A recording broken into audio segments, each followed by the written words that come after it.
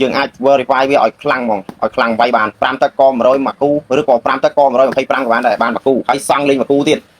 អីវ៉ាន់ណាបងជាមួយខ្ញុំវ៉ាន់ដតដៃបានគិតលុយបាទតោះមីមេសួស្ដីបាទថ្ងៃនេះយើងមានរបស់លេងបាទអានេះបងចង់បានតម្លៃធូរថ្លៃបាទឥឡូវយើងមាននៅស្តុកហើយបាទអញ្ចឹងអំភ្លីនេះអាចវាយបាន4តក75បានមួយគូអញ្ចឹងណាបាទ3តក75ជាប្រភេទ8អូមកុំយកទៅលេងសាប់ឡានណាយកលេងសាប់ឡានតើអត់រួចទេបាទព្រោះអានេះគេតម្រូវលេង8អូមតែបងប្អូនថាចង់យកលេងសាប់ឡានលេងបានក៏យកចប់បាទអត់ថាអត់អីទេបាទហើយបងប្អូនមើលណាបាទមើលជាក់ស្ដែងមានដូចជា reverb អានេះអញ្ចឹងរបស់វាច្រៀងរបស់វានៅមកកំ play អញ្ចឹងទៅណាអានេះ eco ក៏លាស់ល្អបាទអញ្ចឹងគ្នាយើងមានឃើញរៀបច្រើនដូចបងឯនៅខាងសៀមរាបគាត់រៀបច្រើនយកនឹងទៅរៀបបាទអញ្ចឹងយើងមាន eco បាទមានអីគេទៀតមាន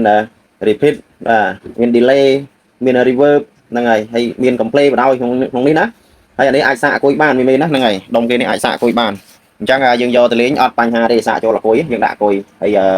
ជាប្រភេទ8អូមណា popular ណាខ្ញុំបញ្ជាក់ទៀតណាកុំយក4អូមណាយក4អូមនេះយំហើយបាទ4អូមនេះទៅអ្នកលឿងហើយអញ្ចឹងបងចង់បានប្រភេទនេះចង់បានយកទៅលេងចាប់អគុយបាទនេះយើងមានណាបាទនេះក្នុងតាក់បើអញ្ចឹងយើងមាន complete ហើយគ្រឿងវាខាងក្រោយបងណាអ្នកឃើញទេគ្រឿងហ្នឹងហើយអញ្ចឹងគ្រឿងវាសមរម្យដែរបងណាបាទអានេះបើនិយាយពីបាត់ខ្ញុំមិនហ៊ាននិយាយទេរឿងបាត់វាបាទខ្លាចនិយាយខុសដោយការមុនទៀតអញ្ចឹងអត់និយាយពីបាត់ទេនិយាយបាទត្រឹមតែនិយាយលេងហ្មងលេង4ទឹកក75បាទខ្ញុំនិយាយត្រឹមហ្នឹងណាបើបងប្អូនយកទៅលេងលឿនហ្នឹងគឺអត់ដឹងទេបាទអត់ទូលខុសត្រូវទេបាទហើយមួយទៀតបងចង់ទិញខ្ញុំម្ដងទិញអាហ្នឹងណា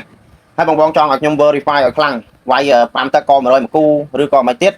បងអាចចរចាជាមួយខ្ញុំបានយើងអាច verify វាឲ្យខ្លាំងហ្មងឲ្យខ្លាំងវាយបាន5តក100មួយគូឬក៏5តក125ក៏បានដែរបានមួយគូហើយសង់លេងមួយគូទៀតបាទលេងឲ្យលេង4គ្រាប់តែម្ដងបើសិនជាបងប្អូនចង់ឲ្យខ្ញុំ verify បាទ verify មានន័យថាគឺយើងកែវាកែឲ្យខ្លាំងជាងរបស់ស៊ីនវានឹងទៀតបាទហើយអានេះវាមានដោយនេះ OTG ណាបាទ